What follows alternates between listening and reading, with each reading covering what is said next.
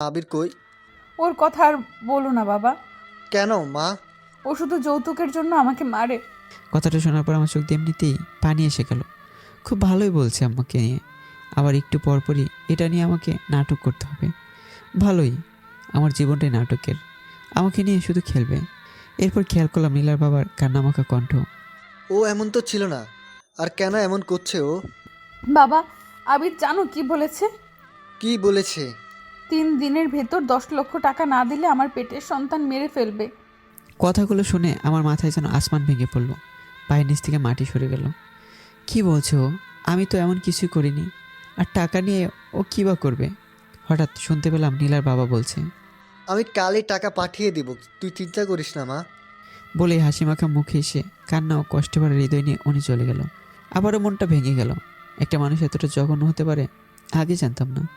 আমি মনে মনে অনেক কষ্ট পেলাম, আর মনে মনে বললাম, নীলা, একদিন ঠিকই এর মাসুল তোমাকে দিতে হবে। কিরে আবির, ডিভোর্স কই? নীলা, এটা না নিলে হয় না। চুপ কর। নীলা, তোমার পেটে আমাদের সন্তান, ওর কথাটুকু একটু ভাবো। ভাবছি তো, তবে আজ একটু ভালোভাবেই ভাববো। তুমি এমন করছো কেন নীলা? শুনবি নাকি? হ্যাঁ, বলো নীলা। তাহলে শোন। আমি একটা অনেক বড়লোক ছেলেকে ভালোবাসি। অনেক টাকার মালিক, তোর মতো ফকিন্নি না। তাহলে তো ওকেই বিয়ে করতে পারতে। করতাম, কিন্তু তোর জন্য হলো না। আমার জন্য? তোর জন্য। ওই দিন আমার বিয়েটা ভেঙে যাওয়ার পর আমি ওকেই বিয়ে করতাম, কিন্তু আব্বু আমাকে তোর সাথে বিয়ে দিল। তুমি তোর কথা বলতে পারতে। বলেছিলাম, কিন্তু লাভ হয়নি। আব্বু তোকে অনেক ভালোবাসতো, তাই সেদিন আমার ভালোবাসাকে মূল্য না দিয়ে তোর বিশ্বাসকে বাবা ভালোবেসে তোর মতো ফকিন্নির সাথে আমার বিয়ে দেয়, যার কারণে আমার স্বপ্নের রাজপ্রাসাদ সহ রাজপুত্রকে হাতছাড়া করি। আর এটার জন্য তুই দায়ী। এতক্ষণে আমার কাছে কিছুটা পরিষ্কার হয়ে যাচ্ছে কেন এমন করে আমার সাথে। আমি বললাম, নীলা, তার জন্য আমি কিভাবে দায়ী হলাম? আর আমাকে কেন তোমার বাবার সামনে এত ছোট করলে? তোর জন্য সব হইছে। তোকে বাবা ভালোবেসে এসব করেছে, তাই সবার আগে বাবার কাছে তোকে খারাপ বানালাম। আর এখন এমন একটা কাজ করব, তুই সারা জীবনের জন্য বাবার কাছে খারাপ হয়ে থাকবি। নীলা, কি বলছে এসব? চুপ কর। নীলা বলেই ওর বাবাকে কল দিল। বাবা, আমাকে বাঁচাও। আবিদ আমাকে যৌতুকের জন্য মেরে ফেললো। বাবা বাঁচাও বাবা।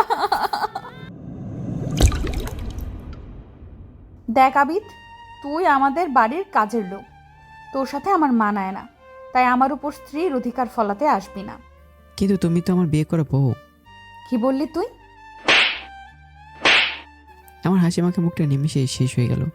আবারও বলা শুরু করলো। তুই আমাকে তুমি করে বললি কোন সাহসে? আমি তোর ম্যাম, সো ম্যাম বলেই ডাকবি।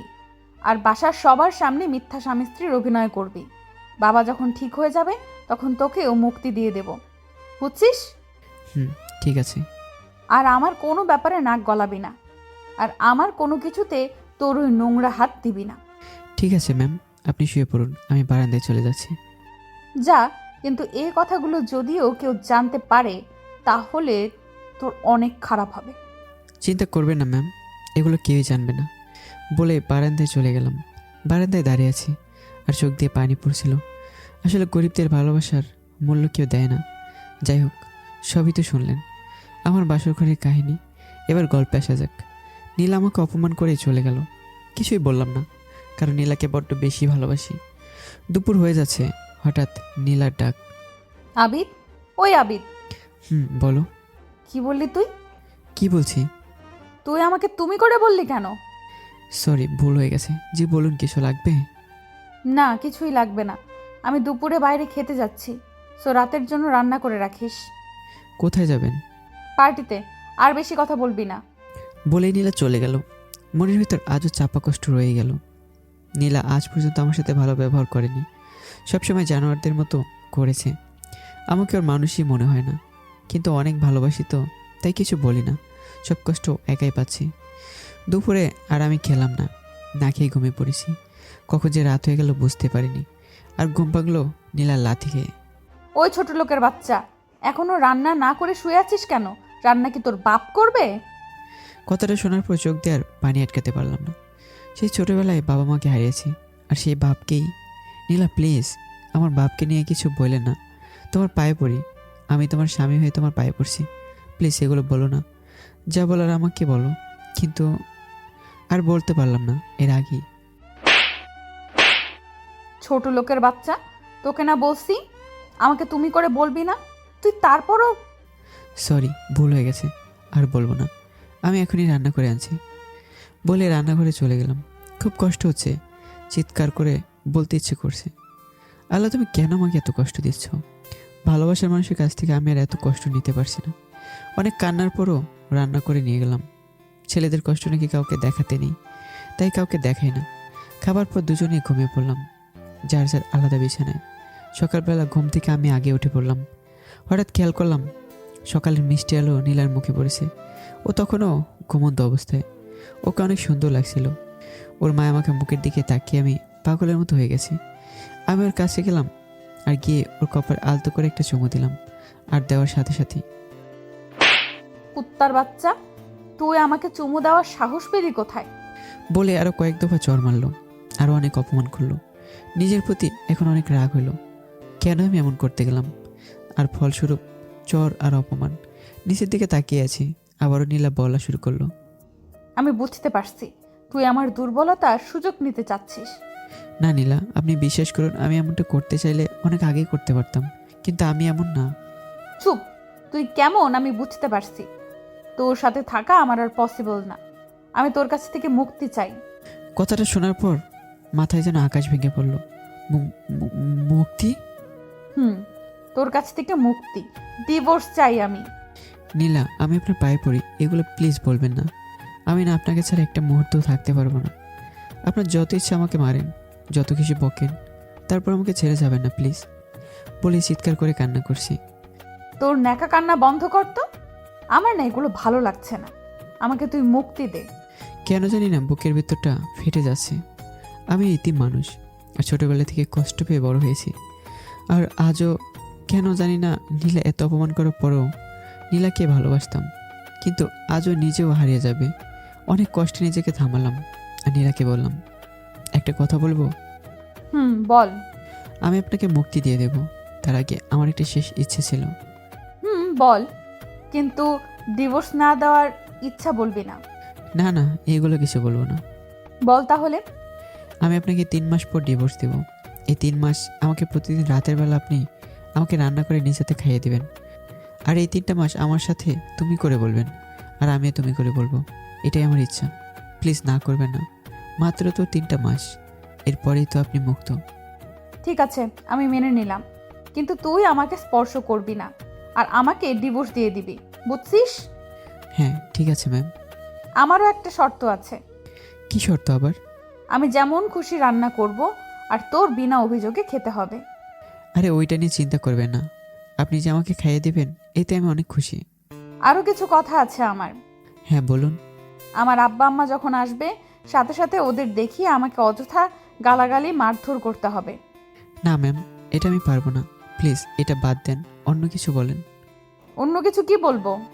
এই ধরেন প্রতিদিন আমাকে আপনার ইচ্ছে মতো বকবেন, মারবেন, মন যা চাই বলবেন, কিন্তু আমি আপনাকে এটা করতে পারবো না, কারণ আমি আমার জীবনের চেয়েও আপনাকে বেশি ওই চুপ। আমার শর্তের কথা মানলে বল, না মানলে আর তোর ইচ্ছা আমিও পূরণ করতে পারবো না। ম্যাম একটু বোঝার চেষ্টা করুন। তোকে 30 মিনিট সময় দিলাম, ডিসিশন নে কি করবি। বলে নীলা চলে গেল। আল্লাহ, আমি কি এতটাই খারাপ যে আমার ভালোবাসা মানুষটা আমাকে বোঝে না? আমি তোর ক্ষতি চাই না, ওর মন বলে কি কিছুই নেই? নাকি ওর মনটা পাষাণের মতো? নাকি আমার জন্য একটু মায়া হয় না? কথাগুলো বলেই চিৎকার করে কান্না করছি। কেন জানি কান্না থামছে না, শুধু অঝরে পানি পড়ছে। অনেক ভেবেচিন্তে ঠিক করলাম, হয়তো ওর কথাগুলো মেনে নেওয়াই ঠিক হবে আমার। তারপর ওর হাতে রান্না নিজ হাতে খেতে পারবো। ওর কাছে গিয়ে বললাম, আমি রাজি। রাজি হলেই ভালো, আর আমার কোনো কাজে বাধা দিবি না। ঠিক আছে। কোনো একটা মায়ের বাঁধনে আমার হাত বাঁধা, নয়তো এগুলো করতে পারতো না। থাক, এগুলো বলে লাভ নেই। প্রথম দিন অনেক আশায় রাতের খাবারের জন্য রুমে ঢুকলাম। ও যেমনই হোক না কেন আজ আমাকে রান্না করে নিজ হাতে খাওয়াবে, এটাই আমার অনেক। খুশিতে মনটা লাফালাফি করছে। দেখলাম নীলা রান্না করছে, তাই আমি ফ্রেশ হয়ে খাবার টেবিলে বসলাম। একটু পরও নীলা খাবার টেবিলে খাবার নিয়ে আসলো। ও ওর মুখের দিকে আমি খুশি মনে তাকালাম, আর দেখতে পেলাম ওর মুখটা কালবৈশাখী ঝড়ের দিনে যেভাবে আকাশ থাকে ঠিক তেমনভাবে তার মুখ অনেক কালো করে রেখেছে। খাওয়ার মুডটাই এখন নষ্ট হয়ে গেছে। তারপর বেহাতের মতো খাওয়ার জন্য ওর সামনে গেলাম আর নীলাকে বললাম, শর্ত অনুযায়ী আজ থেকে আপনাকে তুমি করে বলবো, আর আপনি আমাকে তুমি করে বলবেন। হুম। আচ্ছা, এখন কি আমাকে খাইয়ে দিবা? তুমি করে বলাতেও একটু রেগে গেছে। তারপর ও রাগ না দেখিয়ে বলল, হুম। তুমি তৈরি হও রাতের খাবার জন্য। নীলা আমাকে তুমি করে বলায় আমার অনেক খুশি লাগছে। ভালোবাসার মানুষের কাছে একটু কিছু পেলেই সেটা অনেক বড় কিছু। সেটা হয়তো সবাই বুঝে না। আমি একটা ধ্যানে পড়ে গেলাম। নীলারটাকে ধ্যান ভাঙলো। ওই আবিত্তা, শুনছো? হ্যাঁ, আমি খাবার জন্য তৈরি, দাও খাবার, আর আমাকে খাইয়ে দাও। আর জানো, আমি না আজকে অনেক খুশি। খুশি কেন?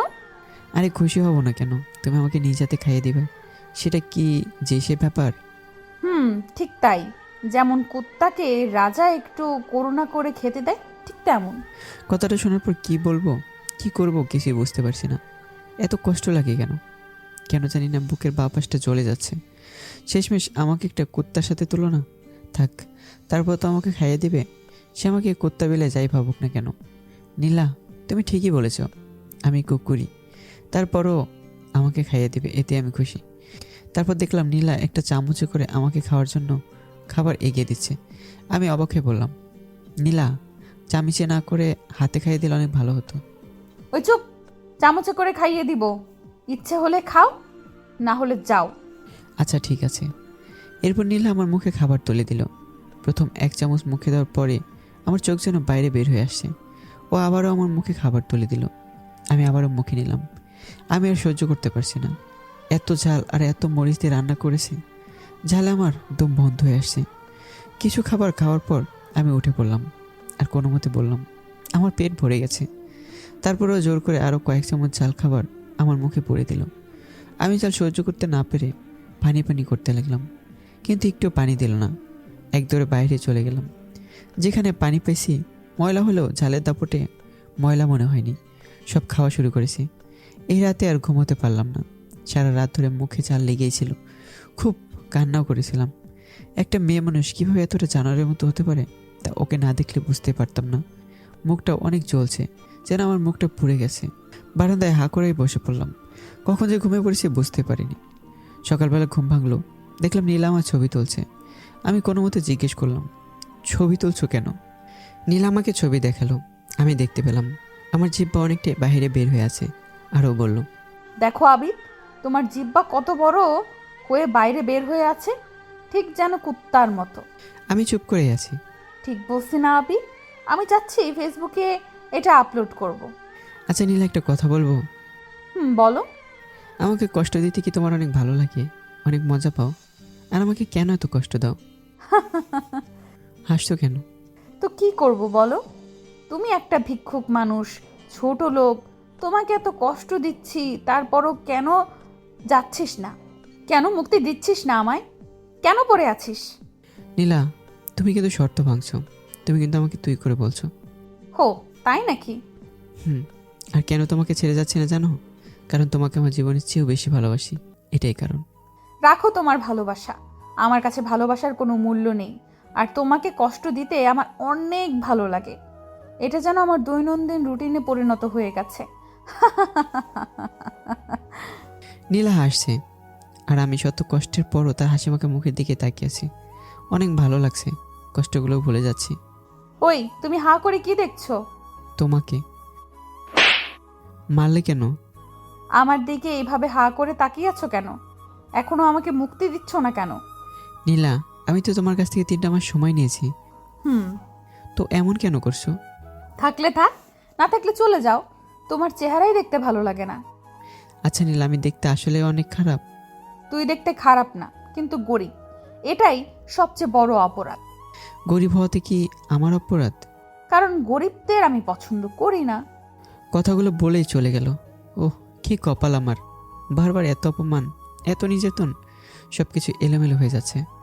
আমি জানি পাঠক ভাইরা হয়তো সবাই ভাবছেন আমি এত অপমানের পরও এই জানোয়ারের মতো পাষাণ হৃদয়ের মানুষের কাছে থাকছি কেন। তার উত্তর, আমি তাকে অনেক ভালোবাসি। দিনটা এভাবেই কেটে গেল।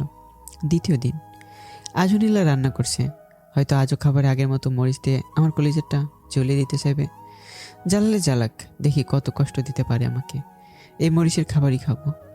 নীলা রান্না করে আনলো। আজ ওর মুখটা অনেক হাসি খুশি। থাক, ও হাসি খুশি থাকলেই আমি খুশি। হয়তো আজ আগের চেয়ে বেশি কষ্ট দেবে, তাই অনেক খুশি। হঠাৎ নীলার ডাক। আবিদ, ওই আবিদ। হ্যাঁ, আসছি। তাড়াতাড়ি হাত মুখ ধুয়ে খেতে বসলাম। আর ও আমার মুখে খাবার দিতে লাগলো। আর এমন সময় বলল, আচ্ছা আবিদ, তুমি কি আমায় অনেক ভালোবাসো? হ্যাঁ অনেক, তোমার জন্য সব করতে পারবো। Very good. তো আমার একটা কথা ছিল আবিদ। নীলার কথা শুনে মনে হচ্ছে হয়তো আমার প্রতি একটু মায়া হচ্ছে ওর, তাই হয়তো এগুলো জিজ্ঞাসা করছে। তাই আমিও বললাম, বলো নীলা, কি কথা? আমি আজকে অনেক কষ্ট করে তোমার জন্য রান্না করছি, খাবারগুলো খাবে তো? মনে মনে ভাবলাম হয়তো ভালোভাবে রান্না করেছে, তাই এগুলো বলছে। তাই একটু হাসি দিয়ে বললাম, খাবো না মানে? অবশ্যই খাবো। তুমি রান্না করেছো আর আমি খাবো না, তা কি হয়?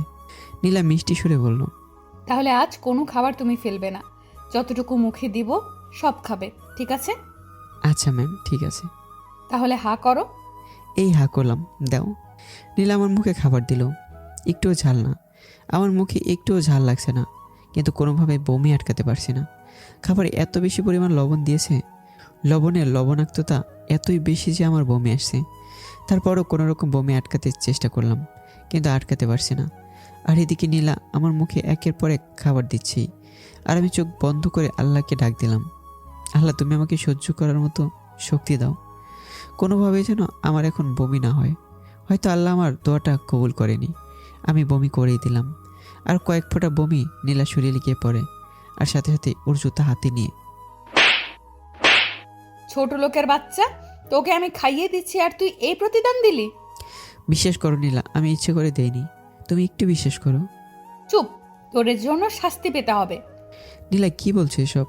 চুপ কর, নয়তো আমি এক্ষুনি তোর এই ভাঙ্গা বাসা থেকে চলে যাব। না না নীলা, বলো কি শাস্তি? আজ সারা রাত তুই এক পায়ে ভর করে দাঁড়িয়ে থাকবি, একটুও ঘুমাতে পারবি না। এটা কিভাবে সম্ভব? এটাই করতে হবে। আচ্ছা আমি মেনে নিলাম, কিন্তু তারপর আপাতত তুমি চলে যেও না। ওই দিন সারা রাত এক পায়ে দাঁড়িয়ে রইলাম, আর ওই লবণের খাবার খেয়ে পেটে সমস্যা হয়েছে। মোট কথা ওই রাতটা আমার কাছে জাহান্নামের মতো মনে হয়েছে। খুব কান্না করছিলাম। আজ বাবা মা নেই, তারপরও কত কষ্ট। ওর মন বলে হয়তো কিছুই নেই, হয়তো শত্রুকে এমন সাজা দেয়া হয় না। থাক, দেখা যাক কতটা দিতে পারে। পরের দিন অসুস্থতার জন্য রাতের ঘুমের জন্য বিছানা থেকে উঠতে পারছিলাম না। খুব খারাপ লাগছিল, কিন্তু তারপরও ছাড় পেলাম না। আমার উপর আবারও শারীরিক নির্যাতন করলো।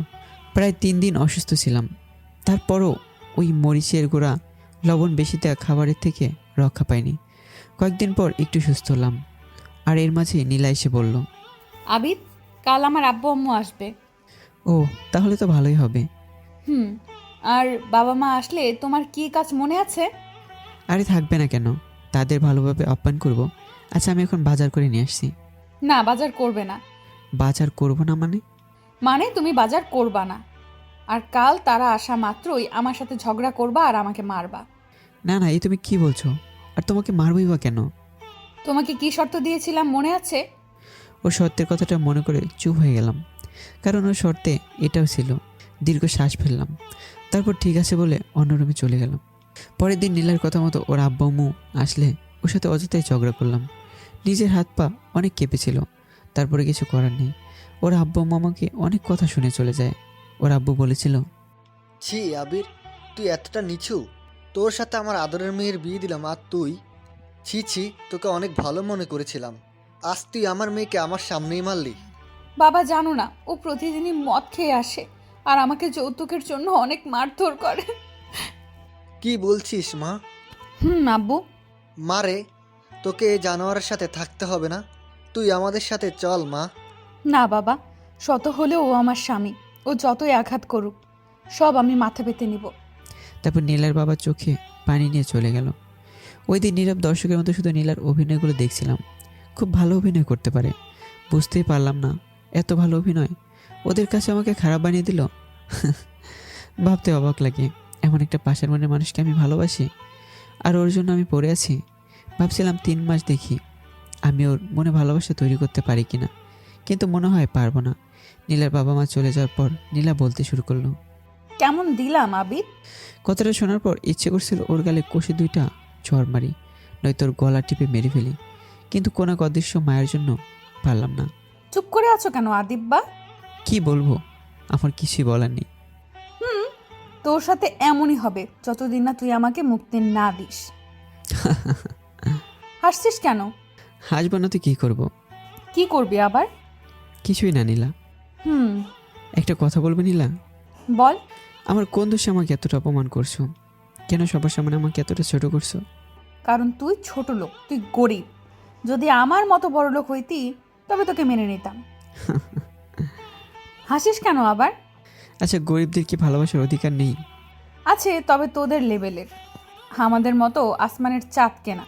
ঠিকই বলছো নীলা, কিন্তু একটা কথা কি জানো? কি কথা? একদিন ঠিকই আমাকে হারানোর ব্যথা তোমাকে পেতে হবে। অভিশাপ দিচ্ছিস? অভিশাপ না, তোমার ভবিষ্যতের বাস্তবতা বলছি। গণক হইলি কবে থেকে? গণক না, তবে একটা কথা মনে রেখো, কাউকে কষ্ট দিলে কেউ ভালো থাকতে পারে না, তাকেও কাঁদতে হয়। হয় 2 দিন আগে, নয়তো 2 দিন পর। আরে রাখ তোর নীতি কথা। আমার সাথে তোর মিলতে হলে আমার মতো টাকার মালিক হতে হবে। আরে টাকা রে টাকা। হুম। সেদিন আর কিছুই বললাম না, বুঝতে পারলাম ও টাকার উপর অনেক লোভ, যার কারণে এমন করছে। পরের দিন। আবিদ, ওই আবিদ, হ্যাঁ বলো। সামনের সপ্তাহে আবারও আমার আব্বা আসবে। আবারও তুমি এমন করবে। নীলা প্লিজ আর এমন করো না। চুপ। শর্ত অনুযায়ী তোমাকে করতেই হবে। ঠিক আছে। এভাবে আমার দিন কাটতে লাগলো। হঠাৎ একটা ঘটনা ঘটে গেল, যেটা আমার কাছে স্বপ্নের মতো মনে হলো। কারণ নীলা আজকে পার্টিতে গিয়েছিল আর ড্রিঙ্ক করে ঘরে আসছে। যে মেয়ে এগুলোর গন্ধে ভালো করে সহ্য করতে পারে না, সে ড্রিঙ্ক করেছে, আমার কাছে অন্যরকমই মনে হলো। আর ও ঘরে আসলো হেলতে দুলতে দুলতে। আমাকে সাহায্য করার জন্য গেলাম, ও আমাকে কোনো বাধা দিল না। আমি আস্তে করে ওর বিছানায় ওকে নিয়ে শোয়াতে যাব, ও তখন আমাকে জড়িয়ে ধরে বলল। আমি নীলাকে বললাম, নীলা ছাড়ো আমায়। না, তোকে আজ ছাড়বো না। তোকে অনেক আদর করব। না নীলা, আমি আর কিছুই বলতে পারলাম না। ও আমাকে পাগলের মতো ধরেছে। বুঝতে পারলাম ড্রিঙ্ক করার নেশে এগুলো করছে, আর এখনও নিজের বসে নেই। তাই আমি এগুলোর সুযোগ কাজে লাগানোর একটু চেষ্টা করলাম না। অনেক চেষ্টা করলাম নিজেকে ছোটাতে, কিন্তু পারলাম না। ওর নেশা ওকে পাগলের মতো করে তুলেছে। আমাকে ধরেও চুমু দিতে শুরু করলো। কেন জানি নিজের ভিতরে বিদ্যুতের মতো শিহরণ লাগতে শুরু করলো। আমি আবারও ব্যর্থ চেষ্টা করলাম, কিন্তু ওর সাথে পারলাম না। ওর নেশা ওকে পাগলের মতো করে দিয়েছে। সে রাতে আমাদের মধ্যে অনেক কিছু হয়ে যায়, যেগুলো সম্পূর্ণ আমার অনিচ্ছায়। তারপর কখন যে ঘুমিয়ে গেলাম বুঝতে পারিনি। সকালবেলা কান্নার রোজে আমার ঘুম ভাঙলো। ঘুম থেকে উঠে দেখে নীলা কান্না করছে, আর আমি নীলাকে কিছু বলতে যাব ঠিক সেই মুহূর্তে। ছোট লোকের বাচ্চা, তুই কেন এই কাজ করলি? তুই এগুলো কি করলি? নীলা বিশ্বে চুপ, তোর নাটক বন্ধ কর। বলে আবার আমাকে কয়েক দফা চড় মারলো, আর অনেক অপমানও। কিন্তু কেন জানি কষ্ট লাগছে না, কারণ এগুলো নতুন নয়। এই ঘটনার পর থেকে নীলা আমার সাথে আগের চেয়ে বেশি খারাপ ব্যবহার করে। এর মাঝখানে কয়েকবার নীলার বাবা আসে, আর আমাকে মিথ্যা অভিনয় করতে হয়। নীলা প্রতিবারই আমাকে ওদের সামনে ছোট করত। হঠাৎ একদিন নীলা মাথা ঘুরে পড়ে যায়। আমি অনেক ভয় পেয়ে যাই। তারপরে আমি ডাক্তার আনলাম। ডাক্তার পরীক্ষা নিরীক্ষা করে জানালো। খুশির সংবাদ আবিদ সাহেব, কি সংবাদ? আপনার স্ত্রী মা হতে চলেছে। শুনে এত খুশি লাগলো যা বলার বাইরে, যেন আকাশে চাঁদ পাবো আমি। এত খুশি জীবনেও লাগেনি। নীলা হঠাৎ আমাকে ডাক দিল। কি রে আবিদ, তুই অনেক খুশি নাকি? হ্যাঁ নীলা, অনেক খুশি। তোমার কাছে আমি আর কিচ্ছু চাই না, শুধু আমার। কুত্তার বাচ্চা, এই সন্তান নিয়ে তুই কিছুই বলবি না।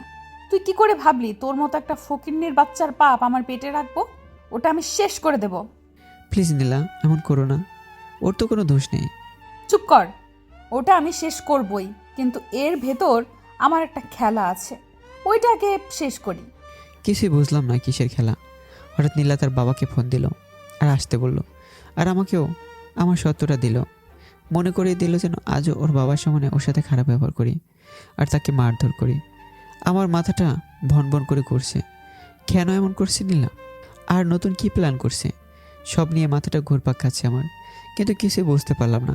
কিছুক্ষণ পর নীলার বাবা আসলো, আর আমি অন্য ঘরে ঘুমানোর জন্য অভিনয় করলাম। নীলার বাবা আর নীলার কথাগুলো ঠিক এমন। বাবা, একটা কথা বলবো? বল মা। বাবা, কথাটা শুনে কষ্ট পাবে না তো? কি হয়েছে মা, আমাকে বল। বাবা তুমি না। আমি নাকি? তুমি নানা হতে চলেছো। হুরে, সত্যি বলছিস মা? বাবা। মারে, আজকে আমার আনন্দ লাগছে, বলে বোঝাতে পারবো না। আবির কই? ওর কথা আর বলো না বাবা। কেন মা? ও শুধু যৌতুকের জন্য আমাকে মারে। কথাটা শোনার পর আমার চোখ দিয়ে এমনিতেই পানি এসে গেল। খুব ভালোই বলছে আমাকে নিয়ে, আবার একটু পরপরই এটা নিয়ে আমাকে নাটক করতে হবে। ভালোই, আমার জীবনটাই নাটকের, আমাকে নিয়ে শুধু খেলবে। এরপর খেয়াল করলাম নীলার বাবার কান্নামাখা কণ্ঠ। ও এমন তো ছিল না, আর কেন এমন করছে ও? বাবা, আবির জানো কি বলেছে? কি বলেছে? 3 দিনের ভেতর 10 লক্ষ টাকা না দিলে আমার পেটের সন্তান মেরে ফেলবে। কথাগুলো শুনে আমার মাথায় যেন আসমান ভেঙে পড়ল, পায়ের নিচ থেকে মাটি সরে গেল। কি বলছে ও? আমি তো এমন কিছুই করিনি। আর টাকা নিয়ে ও কী বা করবে? হঠাৎ শুনতে পেলাম নীলার বাবা বলছে, আমি কালই টাকা পাঠিয়ে দিব, তুই চিন্তা করিস না মা। বলে হাসি মাখা মুখে এসে কান্না ও কষ্টে ভরা হৃদয় নিয়ে উনি চলে গেল। আর যাওয়ার আগে একবার আমার রুমে এসে বলল, বাবা, তুই আমার মেয়েটাকে কষ্ট দিস না। বলেই চলে গেল। আবারও মনটা ভেঙে গেল। একটা মানুষ এতটা জঘন্য হতে পারে আগে জানতাম না। আমি মনে মনে অনেক কষ্ট পেলাম, আর মনে মনে বললাম, নীলা, একদিন ঠিকই এর মাসুল তোমাকে দিতে হবে। এভাবে দিনগুলো কাটতে লাগলো আমার। দেখতে দেখতে প্রায় 3 মাস হয়ে যাচ্ছে। এরই মধ্যে নীলা অনেকগুলো টাকা ওর বাবার কাছ থেকে আনে, কিন্তু টাকাগুলো দিয়ে কি করলো, কোথায় আছে, সবই আমার অজানা। কিন্তু সব দোষ হয়তো আমারই পড়বে। 3 মাস পূর্ণ হতে মাত্র কয়েকটা দিন। হঠাৎ নীলা আমাকে এসে বলল, কিরে আবির, ডিভোর্স কই? নীলা, এটা না নিলে হয় না। চুপ কর। নীলা, তোমার পেটে আমাদের সন্তান, ওর কথাটুকু একটু ভাবো। ভাবছি তো, তবে আজ একটু ভালোভাবেই ভাববো। তুমি এমন করছো কেন নীলা? শুনবি নাকি? হ্যাঁ, বলো নীলা। তাহলে শোন, আমি একটা অনেক বড়লোক ছেলেকে ভালোবাসি, অনেক টাকার মালিক, তোর মতো ফকিন্নি না। তাহলে তো ওকেই বিয়ে করতে পারতে। করতাম, কিন্তু তোর জন্য হলো না। আমার জন্য? তোর জন্য। ওই দিন আমার বিয়েটা ভেঙে যাওয়ার পর আমি ওকেই বিয়ে করতাম, কিন্তু আব্বু আমাকে তোর সাথে বিয়ে দিল। তুমি তোর কথা বলতে পারতে। বলেছিলাম, কিন্তু লাভ হয়নি।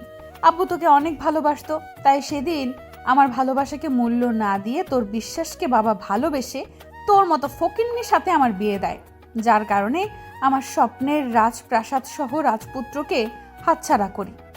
আর এটার জন্য তুই দায়ী। এতক্ষণ আমার কাছে কিছুটা পরিষ্কার হয়ে যাচ্ছে কেন এমন করে আমার সাথে। আমি বললাম, নীলা, তার জন্য আমি কিভাবে দায়ী হলাম? আর আমাকে কেন তোমার বাবার সামনে এত ছোট করলে? তোর জন্য সব হয়েছে। তোকে বাবা ভালোবেসে এসব করেছে, তাই সবার আগে বাবার কাছে তোকে খারাপ বানালাম।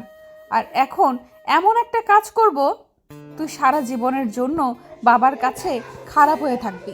নীলা, কি বলছে এসব? চুপ কর। নীলা বলেই ওর বাবাকে কল দিল। বাবা, আমাকে বাঁচাও, আবিদ আমাকে যৌতুকের জন্য মেরে ফেললো। বাবা বাঁচাও বাবা। ফোনটা কেটে দিল নীলা। ওপাশে কল আসছেই তো আসছেই, কিন্তু নীলা রিসিভ না করে বলল, দেখলি আবিদ, কি বললাম? নীলা, তুমি ঠিক আছো তো? কেন আমার মিথ্যা বললে? আমি তো কিছুই বলিনি। শোন আবিদ, তুই বাবাকে দেখিয়ে এত কিছু করিস, আর আমি বাবাকে তোর নামে এত কিছু বলি, তারপরও উনি কেন জানি তোর সামনে একটু রিয়াকশন দেখালেও আমার সামনে বাবা এটা সহজভাবে মেনে নেয়। ডিভোর্সের কথা বলাতে বাবা আমাকে কিছুদিন আগে মারছেও। বুঝতে পারলাম তুই ডিভোর্স দিলেও বাবা আবার আমাকে তোর গলায় ঝুলাবে, তাই আজ নতুন নাটক সাজালাম। আর তোর সন্তান, ওটাও এখন শেষ করার মাধ্যমে আমার প্ল্যান শেষ করব। বলে নীলা নিজের পেটের মাঝে নিজে এমন জোরে আঘাত করলো, মনে হয় পেটের বাচ্চাটা শেষ। পুরো ঘর রক্তে ভরে যাচ্ছে। নীলা মাটিতে লুটে পড়ল, আর আমি নীলাকে দৌড়িকে ধরলাম। আর নীলা এতক্ষণ যা বলছিল সব রেকর্ড করছিলাম, কিন্তু ও হয়তো জানে না রেকর্ড করা কথাগুলো আমার ফোনে ছিল। কিন্তু পরে নীলাকে ধরতে গিয়ে ফোনটা এক সাইডে রাখলাম, কিন্তু কোথায় রাখলাম এত চাপের পরে কিছু আর মনে থাকলো না। তারপর ওকে যেই মাত্র হাসপাতালে নিতে যাব, তখনই নীলার বাবা পুলিশ নিয়ে আমার সামনে হাজির। নীলার বাবা নীলার অবস্থা দেখে আমাকে বলল, এটা তুই কি করলি আবির? তুই টাকার জন্য আমার মেয়েকে মেরে ফেললি? বলেই কান্না করে দিয়েছে। বিশ্বাস করেন, আমি এগুলো কিছুই করিনি। একদম চুপ। তুই আমার মেয়েকে কেন এটা করলি? আব্বা প্লিজ, এখন এসব কথা বলার সময় না। এখন তাড়াতাড়ি নীলাকে হাসপাতালে নিয়ে যেতে হবে, এক্ষুনি চলুন। যাবো তো, তার আগে তোর ব্যবস্থা করছি। ওসি সাহেব এখনো বসে আছেন কেন? ওকে গ্রেপ্তার করুন, ও একটা খুনি। না, আমি কিছুই করিনি। আর কিছুই বলার সময় পেলাম না। পুলিশ আমাকে গ্রেপ্তার করে নিয়ে যাচ্ছে। আমার কোনো কথাই শুনলো না। আর অন্যদিকে নীলার বাবা নীলাকে হাসপাতালে নিয়ে যাচ্ছে। আমার কোনো কথাই পুলিশও শুনলো না, থানায় নিয়ে গেল। সেদিন নীলার কী হয়েছিল আর আমার সন্তানের কী হয়েছে কিছুই জানতে পারলাম না। আল্লাহর কাছে অনেক কেঁদেছিলাম, আল্লাহ যেন নীলাকে আর আমার সন্তানকে সুস্থ করে দেয়। কিন্তু আমি কিছুক্ষণ পর কি হলো সেটা নিয়ে নিজেও ভাবতে পারলাম না। নীলার বাবা থানায় আসলো আর অনেকগুলো টাকা ওসিকে দিয়ে গেল আর কি যেন বলল। তারপর উনিসহ ওসি সাহেব আর কয়েকজন পুলিশ আমার কাছে আসলো। ওরা আমার হাত পা চেয়ারে বাঁধলো আর তারপর নির্মম অত্যাচার শুরু করেছে। আমি শুধু আল্লাহকে ডাকছিলাম, কিন্তু বেশিক্ষণ ডাকতে পারলাম না। জ্ঞান হারিয়ে ফেললাম। কখন জ্ঞান ফিরল জানি না। জ্ঞান ফেরার পর দেখলাম নীলার বাবা আমার সামনে চেয়ারে বসে আছে। আমি কোনো মতে নীলার বাবাকে বললাম, নীলা কেমন আছে আর আমার সন্তান কেমন আছে? নীলার বাবা সাথে সাথে আমার গালে। কুত্তার বাচ্চা, তুই আমার মেয়েটাকে মেরে এখনো জিজ্ঞাসা করছিস? বিশ্বাস করুন, আমি এগুলো কিছুই করিনি, সব নীলা এগুলো করেছে, যেন আপনি আমাকে খারাপ ভাবেন। চুপ, একদম চুপ। তুই আমার কাছ থেকে এত টাকা নিয়েও আমার মেয়েকে ঠিক মতন রাখলি না কেন? তোর যত টাকা লাগতো সব তো দিয়েছি, তাহলে কেন এমন করলি?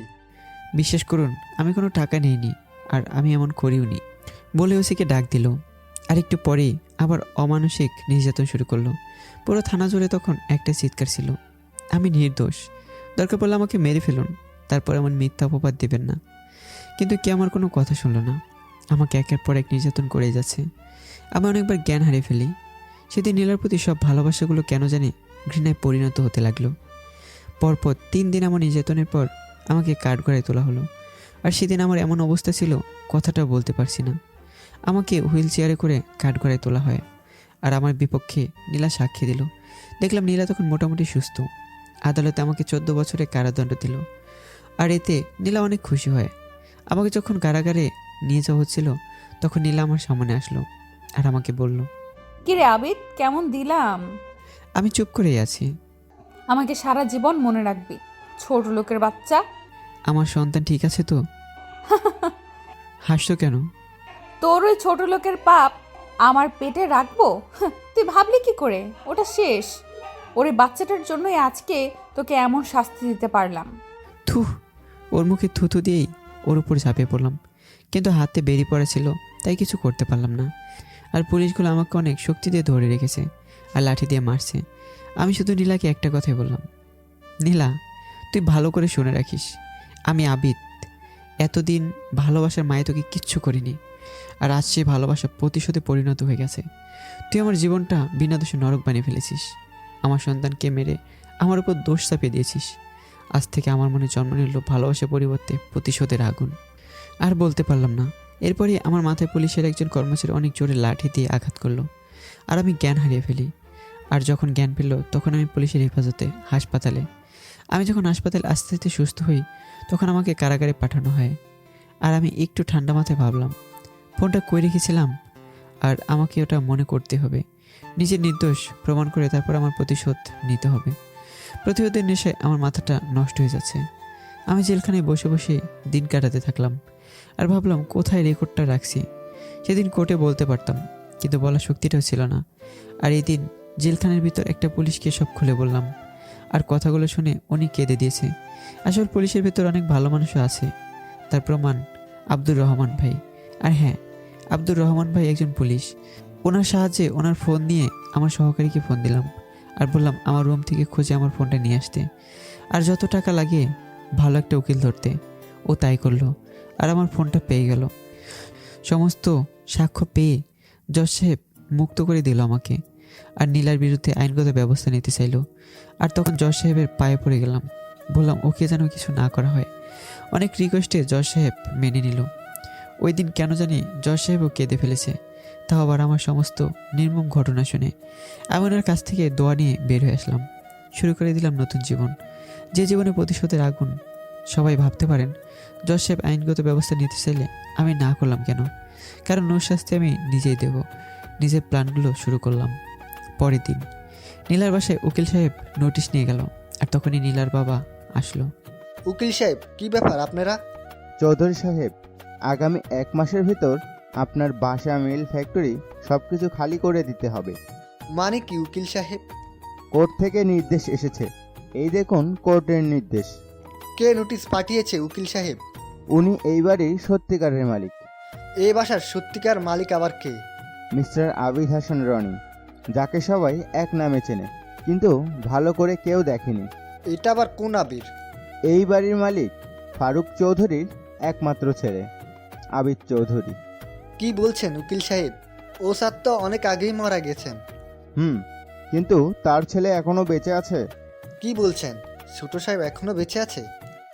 এখনো বেঁচে আছে। কিন্তু তিনি যে বেঁচে আছেন তার প্রমাণ কি?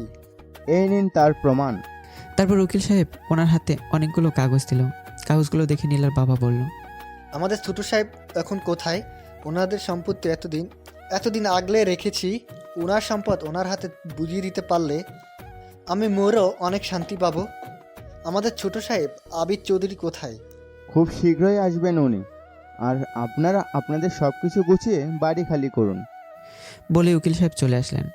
আর এই খবরটা পেয়ে আমি অনেক খুশি হলাম। এতদিন পর আমি আমার নিজের পরিচয় প্রকাশ করব।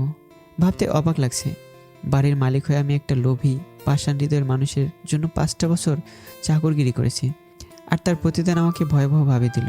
এর প্রতিশোধ আমি হারে হারে নিব। প্রতিশোধের আগুন বুকের ভিতর দাও দাও করে জ্বলছে। এর পরের দিন নীলাদের ভার্সিটির প্রফেসর আমার কাছে আসলো আর অনেক সংবর্ধনা জানালো। উনি এসে আমাকে বলল, আবিদ চৌধুরী, আপনাকে পেয়ে আমরা ধন্য। আরে কি বলছেন স্যার এগুলো? ঠিকই বলছি স্যার। প্লিজ স্যার, আমাকে স্যার বলে লজ্জা দিবেন না। আপনি আমার বাবার বয়সী, আর আমি আপনার পুত্রের সমানই। তাই প্লিজ আমাকে নাম ধরে বললেই খুশি হব, আর তুমি করে বললে আরও বেশি খুশি হব। বলার পরে উনি হো হো করে হেসে দিলেন আর বললেন, ঠিক আছে, শোনো বাবা, তোমার বাবা যেমন ছিল তুমিও ঠিক তেমন ভালো মানুষই, কোনো পরিবর্তন নেই। স্যার যখন ছিল আমাদের ভার্সিটিতে অনেক উন্নয়নমূলক কাজ করেছেন, আর এত বছর পর তোমাকে পেয়ে আমরা খুশি। আর তুমিও যদি আমাদের ভার্সিটির দিকে একটু নজর দিতে। ঠিক আছে স্যার, আর বলতে হবে নাকি? বাবা আপনাদের পাশে ছিলেন, আমিও চেষ্টা করব আপনাদের পাশে থাকার জন্য। বাবা। হ্যাঁ স্যার। তাহলে একটা কথা বলবো। হ্যাঁ বলুন। কিছুদিন পর আমাদের ভার্সিটিতে সাংস্কৃতিক অনুষ্ঠান, সেখানে তুমিও যদি থাকতে। হ্যাঁ অবশ্যই থাকবো। তোমাকেই প্রধান অতিথি দিব। এক দিক দিয়ে প্রধান আর অন্য দিক দিয়ে তোমাকে সবার চেনাও হলো। ঠিক আছে স্যার, আপনার যা ভালো মনে হয়। তাহলে আজ আসি বাবা। দুপুরের খাবারটা তো খেয়ে যান। না বাবা, ওটা অন্য দিন করব। বলে প্রফেসর স্যার চলে গেলেন। আমি ওখানে যেতাম না, কিন্তু নীলার ভার্সিটি বলে কথা, তাই না করলাম না। নীলা আমাকে নতুন করে চিনুক। আস্তে আস্তে দিন গড়িয়ে ওই দিনটা এসে গেল। আমি আমার প্ল্যান মতো দামি কোট, টাই, ভালো জুতা, হাতে ঘড়ি, চোখে সানগ্লাস পরে আমার আগের পরিচয়ে ফিরে গেলাম। নীলার ভার্সিটিতে গেলাম, সাথে নিয়ে গেলাম আমার ফুল গেট আপ। চারদিকে বডিগার্ডের গাড়ি, মাঝখানে আমার গাড়ি। ভার্সিটিতে ঢুকতে অনেক মানুষ ভিড় জমালো আমায় দেখতে, কারণ ওই দিন নীলাদের ভার্সিটিতে সাংস্কৃতিক অনুষ্ঠানে আমার নামটা বারবার ওঠানো হয়েছিল, আর প্রধান অতিথি হিসেবেও গেলাম। ভার্সিটির চারদিকে এই একটাই স্লোগান ছিল, আবিদ চৌধুরী। কিন্তু কেউ সে আবিদ চৌধুরীকে চেনে না, তাই দেখার জন্য অনেক ভিড় জমে গেল। ভিতরে যাওয়ার জন্য যখন ঢুকতে যাব, দেখি অনেক আদবের সাথে অনেক মেয়ে আর ছেলেরা আমাকে সাদরে গ্রহণ করার জন্য ফুল নিয়ে এগিয়ে আসলো। তার মাঝে নীলাও আছে। ও আমাকে দেখেই একটা বড় মাপের শক খেলো আর হা করে তাকিয়ে রইল। ও হয়তো এটা ভাবতে পারেনি। অনুষ্ঠানে অনেক সম্মান করলো আমাকে। তারপর বাসার পথে রওনা দেব। চারদিকে বডিগার্ড। দেখলাম নীলা বারবার আমার কাছে ঘেঁষতে চাইলো, কিন্তু পারলো না। সেদিনের পরে নীলা কেন জানি আমার পিছনে ঘুরঘুর করতে লাগলো। কিছুদিন পর একা একা বাইরে বের হলাম হাওয়া বাতাস খেতে। হঠাৎ মেয়ে কণ্ঠে ডাক দিল। পিছনে তাকাতে দেখি নীলা। আমার প্রতিশোধের আগুনটা তখন দাউ দাউ করে জ্বলে উঠছে, আর বারবার আমার সন্তানের কথা মনে হচ্ছে। মন চাচ্ছে এখনই ওকে মেরে ফেলি, কিন্তু না, ওর সাজা আমি ওকে হারে হারিয়ে দেব। হঠাৎ ওর ডাকে ঘোর ভাঙলো। এই আবিদ, কোথায় হারিয়ে গেছো? তুমি করে বলায় প্রচণ্ড রাগ উঠলো। আজ আমার টাকার খবর পেয়ে তুমি? তারপর নিজেকে শান্ত করে বললাম, কি বলবো বলো। তুমি নাকি অনেক টাকাওয়ালা, ভালোই তো নাটক করতে পারো। তো টাকাগুলো কিভাবে পাইছো? চুরি করে নাকি ডাকাতি করে? রাগ আর ধরে রাখতে পারলাম না, ঠাস ঠাস করে 2টা চড় দিলাম। নীলা একদম চুপ। দেখলাম ও গালে হাত দিয়েছে, চোখ দিয়ে পানি এসে গেছে। আমি আবারও বললাম, নীলা, আমি কাজের লোক না। আমি তোমাদের বাসায় কাজের লোক সেজেছি শুধু তোমার ভালোবাসি বলে। আমি শহরে সবচেয়ে বড় লোক মিস্টার ফারুক চৌধুরীর ছেলে আবিদ চৌধুরী। শুধু তোমাকে ভালোবাসতাম বলে তোমাদের ওখানে পরিচয় গোপন করে কাজ করেছি। কি কি কি বলছো? হ্যাঁ, যা বলছি তা সব সত্যি। আর কাল আবারও তোমাদের বাসায় যাব, তৈরি থেকো। নীলাকে কিছু বলার সুযোগ না দিয়ে আমি চলে আসলাম। আর ভাবতে লাগলাম, আগে আমার পরিচয় দিয়ে ওকে একটু আফসোস করাবো, তারপর প্রতিশোধ। বাসায় আসলাম, একা ছাদে বসে আছি আর একটার পর একটা সিগারেট টানতে লাগলাম। আর রাত শেষ হলে কী করব ভাবতে লাগলাম। এদিকে আমি আমার প্ল্যান নিয়ে বিজি, আর অন্যদিকে হয়তো নীলা তার আফসোস নিয়ে বিজি আছে। লোভীদের এমনটাই হয়। যাই হোক, রাতটা কেটে গেল। সকালবেলা উকিল সাহেবকে ফোন দিয়ে সব কিছু বলে দিলাম, যা যা করতে হবে। আর আমি আমার প্রস্তুতি নিলাম। উকিল সাহেব ওদের বাসায় গেল, গিয়ে আবার নীলার বাবাকে ডাক দিল। নীলার বাবা এসে জিজ্ঞেস করলো, আবার কি হয়েছে উকিল সাহেব? তেমন কিছু না, আপনারা যে বাড়ি ছেড়ে যাবেন সেটা মনে করিয়ে দিতে আসলাম। তখনই নীলা আসলো আর বলল, বাড়ি ছেড়ে চলে যাব মানে? আপনাদের বাড়ি ছেড়ে দিতে হবে। আমরা আমাদের বাড়ি ছেড়ে দিব মানে কি বাবা? এই উকিল সাহেব কি বলছে? হুমরে মা, বাসা সমস্ত সম্পত্তি আমার না, আমার স্যারের। কি পাগলের মতো বলছো? তোমার স্যার মানে? হুমরে মা, অনেক আগে আমি এই বাসার কাজ করতাম। এই বাসার মালিক তার একটা ছেলে ছিল, ছেলেকে নিয়ে আর বউকে নিয়ে থাকতো। তাহলে তারা কোথায়? একদিন একটা অ্যাক্সিডেন্টে ওনারা মারা যায়, কিন্তু ছেলেটা ভাগ্যক্রমে বেঁচে যায়। তারপর ছেলেটার মামা ছেলেটাকে নিয়ে কানাডা চলে যায় আর আমাকে সব কিছু দেখভাল করার জন্য বলে যায়। কিন্তু এরপর আজ ছেলেটা দেশে ফিরে আসেনি, তাই এগুলো আমি বুক করছি। তাই এখন ফিরে এসেছে, তাই সব ফিরিয়ে দিতে হবে। হোয়াট? কি বলছো এসব বাবা? তাহলে আমরা থাকবো কোথায়? মারে, আমার মালিক অনেক ভালো ছিল আর তার ছেলে অনেক নিশ্চয়ই ভালোই হবে। আর এতদিন ধরে ওনাদের সব কিছু দেখাশোনা করছি, আর উনি নিশ্চয়ই আমাদের থাকার ব্যবস্থাটাও করে দিবেন। নীলা পাগলের মতো কান্না করা শুরু করে দিয়েছে। না বাবা, আমি এগুলো মানবো না। আমার এতদিনের ভালোবাসার এই বাড়ি, আমি কোনোভাবেই এই বাড়ি ছেড়ে দিয়ে ফকির হতে চাই না। মারে, সেটা বললে তো হবে না, কোর্ট থেকে নির্দেশ এসেছে। বাবা, এই বাড়ির মালিকের কাছে দরকার পড়লে এই বাসা ভিক্ষা চাইবো। আর উনি যেহেতু অনেক বড় মনের আর ধনী মানুষ, তার জন্য এটা আমাদের দিয়ে দিলেও সমস্যা হবে না। বলে আরও কান্না শুরু করে দিল। নীলা, তুই কান্না করিস না, আগে ছোট সাহেবকে আসতে দে, তারপরে দেখে যাক। না বাবা, আমি এই বাড়ি ছেড়ে যাব না। এগুলো সব আমার, আমি কারো হতে দিব না।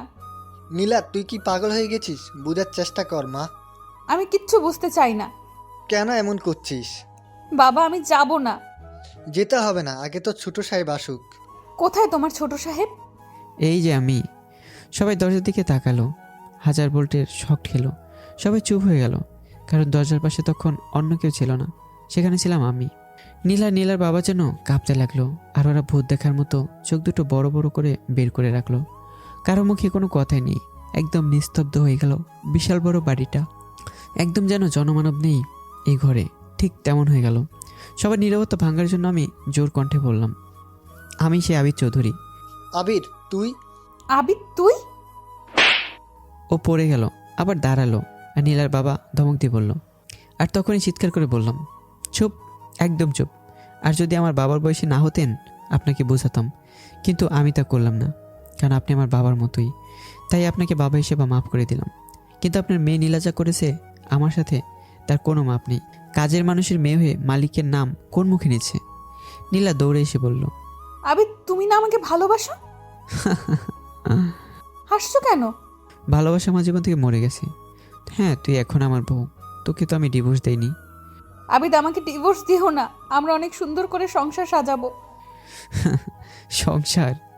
আবিদ। তাহলে তৈরি হো তোর জীবনে নতুন সংসার সাজাতে। আবিদ, আমরা নতুন করে সংসার করব, আর আমরা কিন্তু এই বাড়িতেই থাকবো।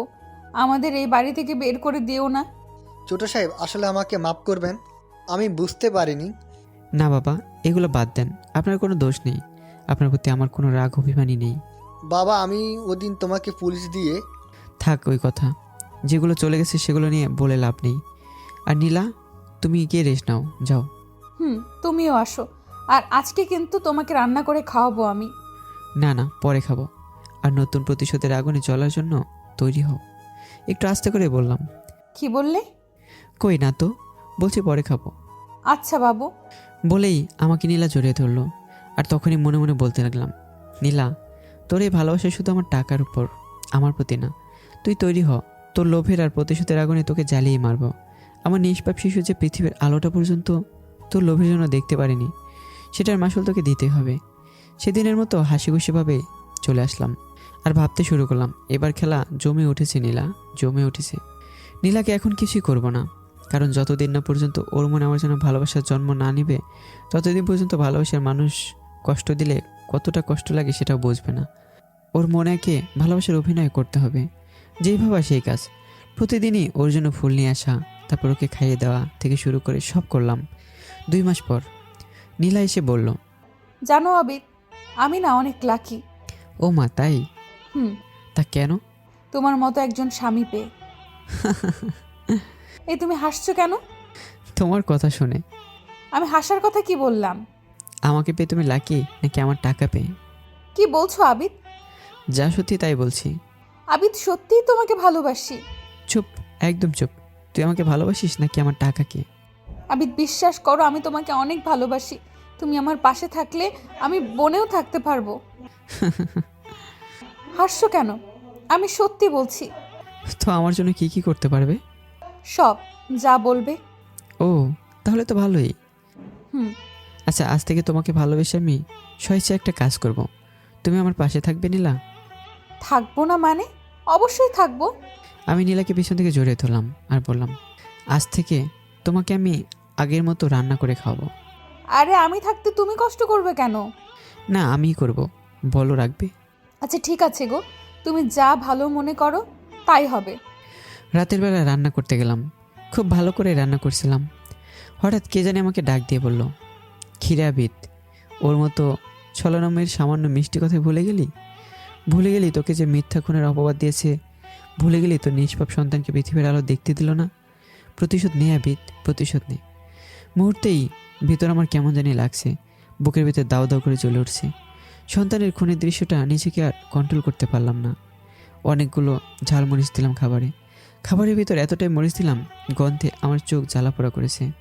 রান্না শেষ করলাম, নীলাকে তারপর ডাক দিলাম, নীলা, এই নীলা। তোমার রান্না হয়েছে? হুম। তাড়াতাড়ি আনো, তোমার রান্না খাবো বলে সে কখন থেকে খাবার টেবিলে বসে আছি। হ্যাঁ, আনছি তো। মনে মনে বলতে লাগলাম, নীলা, ভালো করে আমার রান্না খা আজ। খাবার নিয়ে গেলাম, আর তখনই আগের কথা মনে পড়ে গেল। নীলা আমাকে চাল খাইয়েছিল, কিন্তু পানিটা পর্যন্ত দেয়নি। আজ নীলারও ঠিক সেই কষ্টটাই হবে, যেমনটা আমাকে দিল। তারপর নীলাকে বললাম, নীলা, একটা কথা বলবো? বলো। তুমি কি সত্যি আমাকে ভালোবাসো?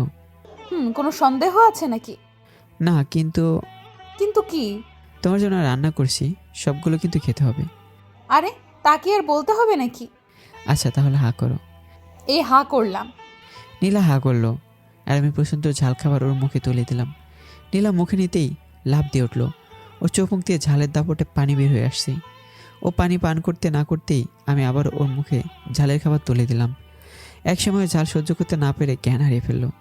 আমি ওকে বিছানায় শুয়ে দিলাম, আর ওর মুখে একটু মানবতার খাতিরে পানির পরিবর্তে একটু মধু দিলাম, যেন ঝালটা একটু কমে যায়। ওর মুখে আমি মধু দিলাম, আর নীলা আমার আঙ্গুল চুষে চুষে মধু খাচ্ছে। তারপর ওই বিছানায় রেখে আমি আমার বিছানায় চলে আসলাম। একা একা শুয়ে আছি। কেন জানি নীলাকে কষ্ট দিতে আমার বুকটা ফেটে যাচ্ছে। কেন জানি মনে হচ্ছে আমি কাজগুলো ঠিক করছি না, আমার বুকটাও ফেটে যাচ্ছে। হঠাৎ কে যেন আমাকে ডাক দিয়ে বলছে, আবিদ, তুই কি প্রতিশোধের আগুনে পশু হয়ে গেলে নাকি? কেন মেয়েটাকে এতটা কষ্ট দিচ্ছিস? পরক্ষণে আমার মন আবার বলছে, আবিদ, প্রতিশোধ নে। ওর মতো লোভীর মায়াজালে বন্দী হবি না, সে তো সন্তানকে খুন করেছে। হঠাৎ ঘর থেকে বাস্তবে আসলাম, আর অনেক অবাক হয়ে যাই, কারণ তখন দেখি নীলা আমার পায়ে নিচে মাথা দিয়ে শুয়ে আছে আর ঘুমিয়ে আছে। আমি বুঝতে পারলাম, তাহলে হয়তো আমি এতক্ষণ গভীর ঘুমের ভিতরেই ছিলাম। রাতটাও যে কখন শেষ হয়ে এসেছে বুঝতে পারিনি। হঠাৎ কেন জানি নীলার উপর অনেক মায়া লাগছে, কিন্তু পরক্ষণে মনে হলো ওর শাস্তিটা ওর প্রাপ্য, ওটাকে দিতে হবে। সকালবেলা। আবিদ, একটা কথা বলবো? চুপ, ছোট লোকের বাচ্চা, আমার নাম ধরে ডাকার অধিকার পেলি কোথায়? প্লিজ, তুমি এমন করো না। আমি জানি আমি তোমার সাথে যা যা করেছি অনেক অন্যায় করেছি। প্লিজ, তুমি আমার বাবা মাকে তুলে কোনো কথা বললো না। চুপ, একদম চুপ। রান্না করে খেয়ে নিস, আমি বাইরে খেয়ে আসবো। বাইরে খাবে মানে? আমি তো রান্না করেছি। তোর রান্না তুই খা, আমি খাবো না। বলে বাইরে বের হয়ে গেলাম। কেন জানি নীলাকে অপমান করার পর বুকে কষ্ট লাগছে। মনে মনে বললাম, যতই কষ্ট হোক আমি আমার প্রতিশোধই নিব। বাইরে থেকে এসে ঘরে ঢুকলাম। দেখি নীলা আমার ফোন টিস্যু দিয়ে মুছছে। আমার তখনই আগের কথা মনে পড়ে গেল। ওর ফোন ধরায় আমার সাথে এমন করেছে, আমিও সব করব। সাথে সাথে গিয়েই, ছোট লোক কোথাকার, তুই আমার ফোন ধরলি কেন? এগুলো কি বলছো আবিদ? তুমি এমন কেন করছো? দুদিন ধরে তোমার কি হয়েছে? আমার নাম ধরে ডাকলি কেন? আজ থেকে সাহেব বলে ডাকবি, নয়তো তোকে আমার বাসা থেকে বের করে দেব। ঠিক আছে সাহেব। বলে আমার পায়ে পড়ে গেল আর বলতে লাগলো, আমাকে অন্তত কাজের লোক হিসেবেই আপনার কাছে রাখুন। আপনাকে ছাড়া আমি একটা মুহূর্তও থাকতে পারবো না। বলে কান্না করতে করতে অন্য রুমে চলে গেল। যাক, ওদের মতো লোভীদের শাস্তি পেতে হবে। পরের দিন রাতে রান্না করলাম নীলার মতো করেই, অনেক বেশি লবণ দিয়ে। যা খাওয়ার সময় নীলা অনেক বমি করলে করুক, তাতে আমার কি। এমনিভাবে আমার প্রতিশোধ নিতে শুরু করলাম। কিছুদিন পর, নীলা, নীলা, জি বলুন সাহেব। আজ তোর বাবা আসবে, খুব ভালো করে ওনার সামনে থাকবি। আর আমার বিরুদ্ধে একটা কথা বললেই তোকে ঘাড় ধাক্কা দিয়ে বের করে দেবো। আর ওনার সামনে আমরা অনেক ভালো স্বামী স্ত্রী। আর আমার সাথে তুই খারাপ ব্যবহার করবি। আমি বাজার থেকে অনেক কিছু আনলেও তুই খারাপ ব্যবহার করবি, মনে থাকবে? কিন্তু কোনো কিন্তু নেই। ঠিক আছে। নীলার বাবা আসলো আর আমি আমার মতো শুরু করলাম। আরে আব্বা, কেমন আছেন? শরীর ভালো আছে তো? বাবা ভালো, তুমি? হ্যাঁ, ভালোই। নীলা কোথায় বাবা? ওকে অনেক দিন ধরে দেখি না। আচ্ছা, আমি ডাকছি। নীলা, নীলা, কোথায় তুমি? নীলা তখনই আসলো, এসে বলল। গরুর মতো তো চিল্লাচ্ছিস কেন? নীলার এমনভাবে কথা বলা দেখে নীলার বাবা বসা থেকে দাঁড়িয়ে গেল। নীলা, তুই তোর স্বামীকে কি বলছিস? তুমি চুপ থাকো। ওর মতো স্বামী থাকলেই কি আর না থাকলেই কি। নীলা, বলে নীলার বাবা নীলাকে ঠাস ঠাস করে মারলো। নীলা, তুই এতটা চেঞ্জ হয়ে যাবি বুঝতেই পারিনি। আমি কোনো চেঞ্জ হইনি বাবা। ওর মতো স্বামী আমার দরকার নেই। চুপ নীলা, এতদিন দেখেছিলাম আবিরকে তোর সাথে খারাপ ব্যবহার করতে, যে আবির সব ভুল বুঝে ভালো হয়ে গেল, আর সেই মুহূর্তে তুই। ছি নীলা। বলেই নীলার বাবা চলে যেতে চাইলো, কিন্তু সেদিনটা বিপরীত করলাম।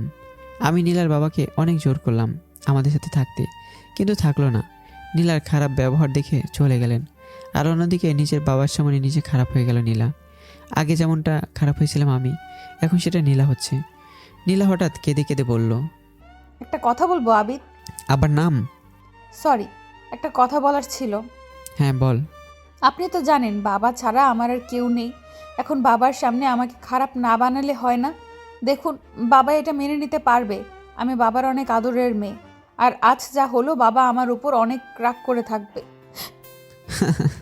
হাসছেন কেন? হাসবো না তো কী করবো? কই, আমার বেলাতে এই কথাটি ভাবিসনি? আমিও তো তোকে বলেছিলাম আমি মা বাবা হারা একটা এতিম মানুষ, কিন্তু তোর বাবা আমাকে অনেকটাই বাবার মতোই ভালোবাসতো।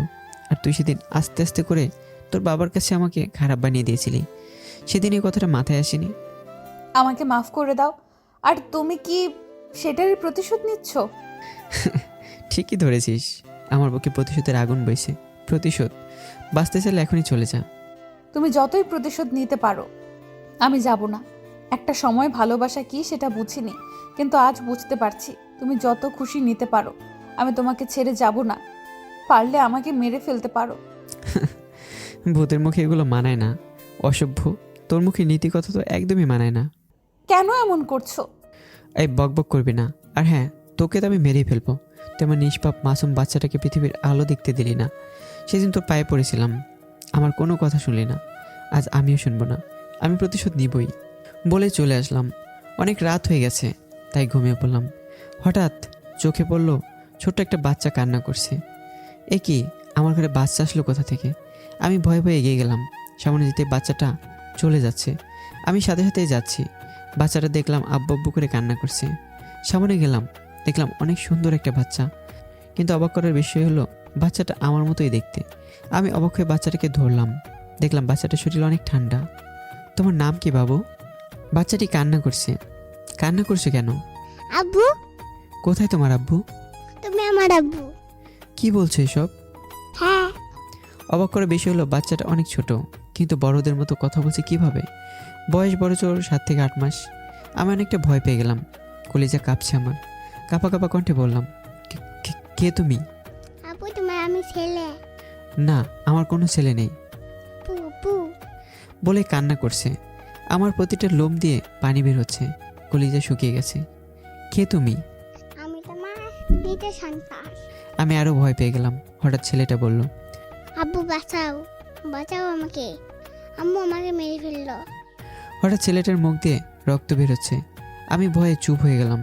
আমার হাত পা কাঁপছে, কথা বের হচ্ছে না। এই বুঝি আমি মরে যাব। আমার বাকশক্তি হারিয়ে ফেললাম, শুধু আ আ করতে লাগলাম।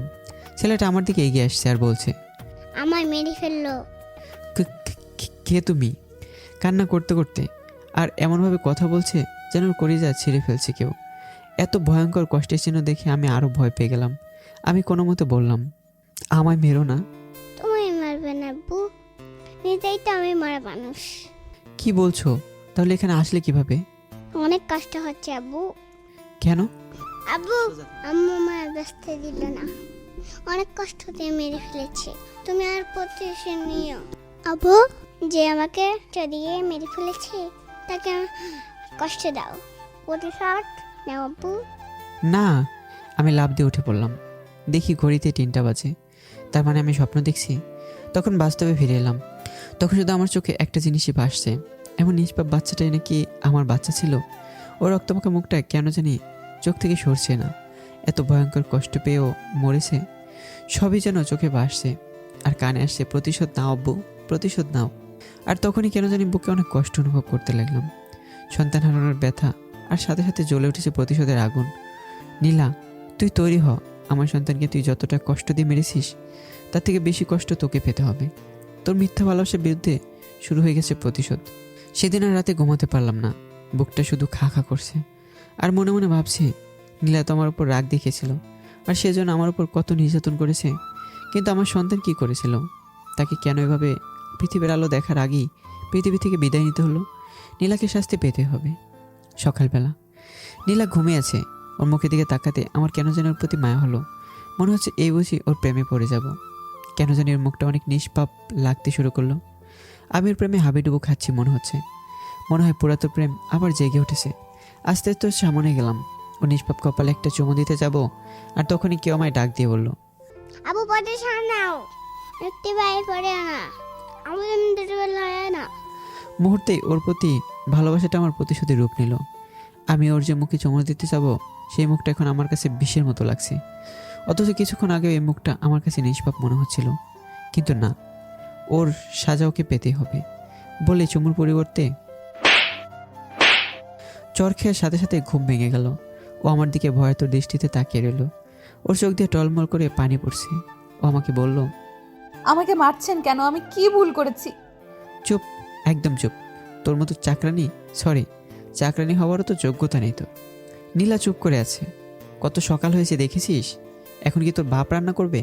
প্লিজ আমার বাবাকে নিয়ে কিছু বলো না, যা বলার আমাকে বলো। উনি তো কোনো দোষ করেনি। হাসছো কেন? নীলা, মনে আছে একদিন আমি তোকে এই কথাগুলো বলেছিলাম, কিন্তু আমি সেদিন গরিব ছিলাম বলে আমার মৃত বাবা মাও রেহাই পায়নি। তুই ঠিকই বলেছিলি, আমার কথা শুনিসনি। প্লিজ আবিদ, বিশ্বাস করো, আমি ভালো হয়ে গেছি। আগের নীলার সাথে বর্তমানের নীলার কোনো মিল নেই। এখন যে নীলা তোমার সামনে আছে সে তোমাকে তার জীবনের চেয়েও ভালোবাসে। তুই আগে সে পরিবর্তন হয়ে গেছিস। হ্যাঁ আবিদ, সত্যি বলছি। তাহলে শোন, আমিও পরিবর্তন হয়ে গেছি। মানে আগে যে আবিদ ছিল সে তোকে পাগলের মতো ভালোবাসতো, আর এখন সে আবিদ তোর সামনে দাঁড়িয়ে আছে।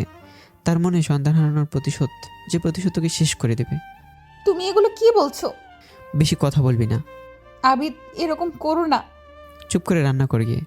নীলা চোখের পানি মুছতে মুছতে রান্না করে গেল। মনটা কেন জানি একটু ভালোই লাগছে। অপরাধী শাস্তি বলে কথা। এভাবেই ওর সাথে প্রতিদিন খারাপ ব্যবহার করতাম। আর আমি যত ওর সাথে খারাপ ব্যবহার করি না কেন, ও এখন আমাকে পাগলের মতোই ভালোবাসে।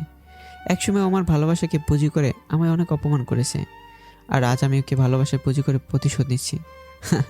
হায় রে ভালোবাসা, তুই মানুষকে কষ্টও দিতে পারিস আবার আনন্দও দিতে পারিস, কিন্তু আমার জীবনে তুই এখন প্রতিশোধের মধ্যেই সীমাবদ্ধ। হঠাৎ একদিন সারাদিন বাসায় না খেয়ে খাওয়া দাওয়া করলাম, আর আমার একটা পুরাতন বন্ধুর সাথে দেখা পেলাম। ও বলল, কিরে আবিদ, কেমন আছিস? হতাশা নিয়ে বললাম, এই তো ভালো, তুই? ভালো, কিন্তু তোকে এত হতাশ লাগছে কেন? কই না তো। ও বলল, চল আজ তোর সব হতাশা দূর করে দেব। বলেও আমার হাতটা টেনে নিয়ে গেল। একটা কফি শপে গেলাম। ও বোতলে করে কি জানি আনলো আর আমাকে দিল। ভালো করে খেয়াল করতে দেখলাম এগুলো মদ। না, এগুলো কোনোভাবেই খাবো না, তাই আমি চলে আসতে লাগলাম। কিন্তু আমার বন্ধু আসতে দিল না, অনেক জোর করেই খাওয়ালো। একটু খাওয়ার পর কেন জানি ভালোই লাগছে, যেন বুকের কষ্টটা কমে যাচ্ছে। তাই আরও খাওয়া শুরু করলাম। খেতে খেতে একাই আমি এক বোতল শেষ করে দিলাম। অনেক মাতাল হয়ে গেলাম। বাসায় ঢুকলাম, দেখলাম কোথা থেকে যেন কান্নার আওয়াজ আসতে লাগলো। আমি কোনো মধ্যে সামনে এগোতে লাগলাম। যেতে যেতে দেখলাম নীলার রুম থেকে কান্নার আওয়াজ আসছে। তখন আমার মাথাটা এমনিতেই ঘুরছিল। তারপরে মনোযোগ দিয়ে শুনতে লাগলাম। নীলা নামাজরত অবস্থায় মোনাজাতে বলতে লাগলো, হে আল্লাহ, হাবিদকে তুমি ভালো রাখো, ওকে তুমি সুস্থ রেখো। এতটুকুই শুনতে পেলাম। তারপর আমি নেশার দাপটে পড়ে গেলাম। আর সাথে সাথে নীলা পিছনে তাকাতেই আমি পড়ে গেছি। নীলা আমাকে ফ্লোর থেকে ওঠালো আর বলল, সারাদিন কোথায় ছিলে আবিদ? আর ফোন বন্ধ কেন? চুপ, একদম চুপ, নয়তো গুলি করে দেব। দেখেছি আমার হাতে কি? নীলা আমার হাতের দিকে তাকিয়ে একটা মদের বোতল দেখতে পেল। আর আমি মাতাল হয়ে আবল তাবল বলতে লাগলাম। তখন কি বলেছি আমি তা নিজেও জানি না। নীলা আমাকে বলল, আবিদ তুমি মদ খেয়েছো? বলেই নীলা আমাকে তার কাঁধে ভর করে আমার রুমে নিয়ে বিছানায় শোয়ালো আর বলল, আবিদ তুমি ঘুমাও, তুমি এখন মাতাল হয়ে আছো। এই তুই কি বললি? আমি মাতাল? তুই মাতাল, তোর দাদা মাতাল, তোর কাকা মাতাল। আবিদ তুমি ঘুমাও, আমি যাচ্ছি। এই তুই কই যাস? তোকে আজ আমি গুলি করবো। ডিসা ডিসা, এ আমার বন্দুক কই? আবিদ তুমি কি বলছো এসব? কিসের বন্দুক? তোকে বন্দুক দিয়ে মারবো, প্রতিশোধ নিতে হবে না বুঝি? বলে নীলার উপর হামলা করলাম। ছাড়ো আবিদ, কি করছো এগুলো? মেরে ফেলবো বলে কি কি করেছি কিছুই মনে নেই। সবগুলোই নেশার দাপটে। কি কোথায় করেছি কিছুই মনে নেই। সকালবেলা ঘুম ভাঙলো। হঠাৎ কারো গোসল করার শব্দ পেলাম। একটু পরেই নীলা গোসলখানা থেকে মুসকে মুসকে হাসতে হাসতে বের হলো। ওর মনে হয় রং লেগেছে। ও হঠাৎ আমার আশেপাশে গুড়গুড় করছে। আমার হেব্বি রাগ উঠছে। হঠাৎ নীলা লজ্জায় লাল হয়ে আমার সামনে এসে বলল, আবিদ ফ্রেশ হয়ে আসো। ফ্রেশ হয়ে আসবো মানে? মানে কিছুই না, খেতে আসো, তার আগে ফ্রেশ হও, যাও। আমার কাছে ব্যাপারটা অন্যরকম লাগছে। রাতে সব কিছু মনে করার চেষ্টা করলাম, কিন্তু পারছি না, কোনোভাবেই মনে হচ্ছে না। আর আমি আমার রুমে কীভাবে আসলাম তাও মনে হচ্ছে না। কেন জানি বারবার মনে হচ্ছে উল্টোপাল্টা কিছু করিনি তো, কিন্তু কোনো কিছুই মনে নেই। আর নীলার এমন অবস্থা দেখে আমার ভয় হচ্ছে। কী এমন করলাম? অনেক মনে করতে চাইলাম কিন্তু পারলাম না। খেয়াল করলাম নীলা আগের থেকে অনেক ভালোভাবে আমার সাথে কথা বলে, আমাকে অনেক কেয়ার করে। আমি কেন জানি ওর প্রতি দুর্বল হয়ে পড়েছি। কেন জানি ওর সাথে ভালো ব্যবহার করতে চাইলাম। ঠিক তখনই সেই ছোট্ট বাচ্চাটার ডাক শুনতে পেলাম। কানে তখন একটা কথাই আসছে, প্রতিবেশ নাও, প্রতিশোধ। মুহূর্তে নীলার প্রতি আবার রাগ জন্মালো। আমি আবারও নীলার সাথে খারাপ ব্যবহার করতে শুরু করলাম। কিন্তু একটা কথা আমি স্পষ্ট বুঝতে, নীলা সত্যি আমাকে অনেক ভালোবাসে। আর এখন আমার মনে শুধু প্রতিশোধ। কিছুদিন পর দুপুরে বাসায় আসলাম। ঘরটা একদম নীরব লাগছে। আগে বাসা আসলে নীলা আমার পাশে পাশে ঘুরঘুর করতো, কিন্তু আজ কোথাও দেখলাম না। ভালোই লাগছে, হয়তো ভয় পালিয়ে গেছে। যেখানে যাক না কেন আমি খুঁজে আনবই, আর আমার প্রতিশোধ আমি নিবই। বিকেলবেলা হঠাৎ ওয়াশরুমে গেলাম, আর তখন একটু ভয় পেয়ে গেলাম। দেখলাম নীলা ওয়াশরুমে পড়ে আছে। খুশি মনে সামনে গেলাম। সামনে যেতে বুঝতে পারলাম নীলা অজ্ঞান হয়ে পড়ে আছে। আমি একটু খুশিটা বেশি হলাম। মরে গেল আরও ভালো হবে, কিন্তু কেন জানি একটু মায়া হচ্ছে। তাই কোলে করে বিছানায় শোয়ালাম। শ্বাস নিঃশ্বাস চলছে, তাই ডক্টরকে কল দিলাম। উনি আসলো। আসার পর অনেক চেক আপ করলো, আর করার পর ডক্টর আমাকে বলল, আবিদ সাহেব, খুশির খবর, আপনি বাবা হতে চলেছেন। না। আপনি এমন করছেন কেন? খুশি হননি? খুশি, হ্যাঁ খুশি বলে ডাক্তারকে দিয়ে আসলাম। আর ওইদিকে আমার মাথা ঘোরাচ্ছে। এটা কি হলো? ও মা হবে মানে কি? না, এ হতে পারে না। আমি অন্যরকম হয়ে মাটিতে বসে পড়লাম। কিছুক্ষণ পর কারো হাত আমার কাঁধে পড়লো। আমি লাফ দিয়ে উঠলাম। পিছনে তাকাতে দেখি নীলা। ও মুসকে মুসকে হাসছে আর আমাকে বলল, আবিদ তুমি খুশি হওনি? কেন? তুমি বাবা হতে চলেছো তাই। না, আমি বাবা হতে চলিনি। আর এটা কার বাচ্চা? কার বাচ্চা মানে? হ্যাঁ বল পাপি, এটা কার পাপ? সাথে সাথে নীলা আমার পায়ে পড়ে গেল আর বলছে, আবিদ তুমি এটা কি বলছো? এটা আমাদের সন্তান। পাপি তুই কান্নাকার পাপ আমার ঘরে আনবি? তা হতে পারে না। আবিদ তুমি বিশ্বাস করো। চুপ, একদম চুপ, বাচ্চাটাকে শেষ করে দেব। কথাটা বলার পর নীলা কেমন যেন পাগলের মতো হয়ে গেল। অনেক জোরে জোরে কান্না করতে লাগলো আর আমার পায়ে পড়ে গেল আর বলতে লাগলো, আবিদ, তুমি আমাকে মেরে ফেলো, তারপরও এই বাচ্চাটা নষ্ট করার কথা বলো না। চুপ, একদম চুপ। আবিদ, এমন করো না। কথাটা বলে আমি ঘর থেকে বের হয়ে গেলাম। হয়তো নীলা আবার বাচ্চাটাকে নিতে যাচ্ছে, হয়তো সত্যিই পাল্টে গেছে, অনেক ভালো হয়ে গেছে। কিন্তু আমি আগের মতো হব না, প্রতিশোধ নিব, প্রতিশোধ। তাই নতুন একটা প্ল্যান করলাম, আর সেই প্ল্যানটা হলো ওর দুর্বলতার সুযোগ নেব। ও যেমন আমার দুর্বলতার সুযোগে এত কিছু করেছে, আজ আমিও করব। ভাবতে এত খুশি লাগছে যেভাবে সেই কাজ। পরের দিন, নীলা, নীলা কোথায় তুমি? নীলা দৌড়ে আসলো আর বলল, কি হয়েছে আবিদ, এভাবে ডাকছো কেন? হাসছো কেন? নীলা, তুই আমার সন্তানকে মেরে ফেলেছিস, তোকে শাস্তি তো পেতেই হবে। কি বলছো আবিদ? বলে আমার পা ধরে কান্না করে দিল। মুহূর্তে আমার মনটা নরম হয়ে গেল। আমি নীলাকে কিছু বলতে পারলাম না। আস্তে আস্তে নীলাকে বুকে টেনে ধরলাম আর অনেকটাই খুশি হয়ে ও আমাকে বলা শুরু করলো, আবিদ, যা হবার হয়ে গেছে, আমাকে কি মাফ করা যায় না? আমরা কি সুখে সংসার করতে পারি না? জানো আবিদ, আমি না সত্যিই ভালো হয়ে গেছি। বিশ্বাস করো, আগে যা করেছি অন্যায় করেছি, ভুল করেছি, সেজন্য আমি অনেক লজ্জিত। সেদিন নীলাকে কিছু বলতে পারিনি, কেন জানি এই সময়ের প্রতি মায়া হলো। রাতের বেলা একটার পর একটা সিগারেট খাচ্ছি তো খাচ্ছি, ওপরের দিকে ইটের ভাটার মতো ধোয়া উঠছে। আর ভাবছি নীলাকে কি মাফ করে দেব নাকি প্রতিশোধ। ভাবছি একটু পরে আমার সমস্ত ভাবনা পাল্টে গেল। আমার মনে প্রতিশোধের আগুন জ্বলে উঠল। মাথা এলোমেলো হয়ে গেল মুহূর্তেই। কি করব কিছুই বুঝছিলাম না, শুধু প্রতিশোধ আর প্রতিশোধ। নীলাকে শাস্তি পেতে হবে, আজকে সব শেষ করে দেব বলে রুমে ঢুকলাম। আজকে নীলাকে আমি শেষ করবই, তাই অনেক রাগ নিয়ে ঘরে গেলাম। ঘরে গিয়ে আমি থমকে গেলাম, গিয়ে দেখলাম নীলা রক্তাক্ত অবস্থায় ফ্লোরে পড়ে আছে। আমি নিজেকে বিশ্বাস করতে পারলাম না, হয়তো স্বপ্ন দেখছি, নয়তো অতিরিক্ত নেশার কারণে আমি আবল তাবল দেখছি। আমি আস্তে আস্তে সামনে এগোতে লাগলাম। যত সামনে যাচ্ছি আর চোখ কসলাতে লাগলাম। একসময় নীলার সামনে গেলাম, গিয়ে আর দু চোখে বিশ্বাস করতে পারছি না, ওর মুখে রক্তে ভরা। আমি ভয় পেয়ে গেলাম। আমার এমন করাতে আবার বিষ টিস খায়নি তো? এটা কি হলো কিছুই বুঝতে পারছি না। আমার খুব ভয় হতে লাগলো। আর মুহূর্তে কে জানি আমাকে ডাকছে আর বলছে, ছে আবিদ, তুই প্রতিশোধে নিশে এত কিছু করতে পারলি? ও ভুল করে এত কিছু করেছে আর তুই জেনে শুনে এগুলো করতে পারলি? ওর সাথে খারাপ ব্যবহার করেছিস, ভালো করেছিস, কিন্তু ও তো এখন একা না, ওর পেটে আবার তোর বাচ্চা আছে। তোর কি একটু মাথায় আসছে না? তুই তো একটা নিষ্পাপ বাচ্চাকে মেরে ফেলার কারণেই তুই নীলার প্রতি এর প্রতিশোধ নেওয়ার জন্য এত কিছু করলি। আর এখন তো ওর পেটে একটা নিষ্পাপ বাচ্চাই, সে তো কোনো দোষ করেনি। আবিদ, তুই একটা কথা মনে রাখিস, আর যদি তোর কোনো অবহেলার কারণে এই শিশুটা মরে যায়, সেটার জন্য সম্পূর্ণ তুই দায়ী। তুই খুনি আবিদ, তুই একটা খুনি। প্রতিশোধে নেশে তুই জানোয়ার হয়ে গেছিস। খুনি তুই, খুনি তুই। এসবই আমার কানে ভাসছে। না, আমি খুনি না, নীলা খুনি, নীলা। আর আমি ওকে সাজা দিচ্ছি মাত্র। হঠাৎ আমার মনে কেমন জানি লাগতে শুরু করলো। কানে একটা কথাই শুনছি, আবিদ তুই খুনি, তুই খুনি। এবার নিজেকে সত্যি খুনি মনে হচ্ছে। আর যদি আমার কারণে দুইটা জীবন শেষ হয়ে যায়, নিজেকে কখনো ক্ষমা করতে পারবো না।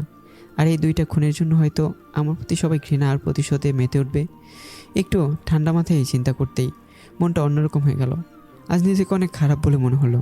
তাই প্রায়শ্চিত্ত করতে নীলাকে সাথে সাথে হসপিটালে নিয়ে গেলাম। আর নীলার বাবাকে ফোন দিয়ে হসপিটালে আসতে বললাম। আর আমি নীলাকে হাসপাতালে নিয়ে গেলাম। এমার্জেন্সিতে নীলাকে নিয়ে গেলাম। অনেকক্ষণ পর নীলার বাবা আসলো আর বলল, বাবা, নীলার কি হয়েছে? আমি কান্নামাখা মুখ নিয়ে বললাম, জানি না। রুমে ঢুকে এই অবস্থা থেকে হাসপাতালে নিয়ে আসলাম। উনি কান্না করে দিয়েছে। এইদিকে আমার মাথা ঘুরছে তো ঘুরছে। আর যদি নীলার কিছু হয়েছে আমি নিজেকে শেষ করে দেব বলে অনেক কান্না করতে লাগলাম। হঠাৎ ডাক্তার বের হলো।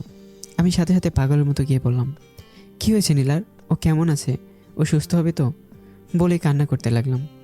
আসলে কি বলবো আপনাদের, কি বলবো মানে? আমার নীলার কি হয়েছে? আসলে ওর অবস্থা অনেক খারাপ। ওর কি হয়েছে সেটা তো বলবেন। আসলে ওর বাঁচার সম্ভাবনা একেবারেই নেই। ডাক্তার একদম চুপ, আমার নীলার কিচ্ছু হতে পারে না।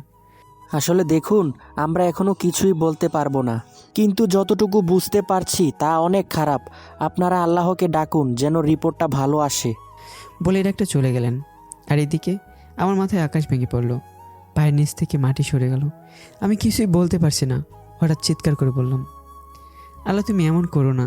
আমার জীবনের বিনিময় হলেও ওর জীবন তুমি ভিক্ষা দাও। ওর জন্য নফল নামাজ পড়ে কান্না করে দোয়া করছিলাম। হঠাৎ শুনতে পেলাম ডাক্তার বাইরে এসেছে। আমি ডাক্তারের কাছে কান্নামাখা মুখে দৌড়ে গেলাম আর বললাম, কি হয়েছে ওর? আপনারা একটু আমার চেম্বারে আসেন। আমরা ওনার চেম্বারে গেলাম। কেন জানি কলিজা কাঁপছে, বুকটা থরথর করে কাঁপাকাঁপি করছে।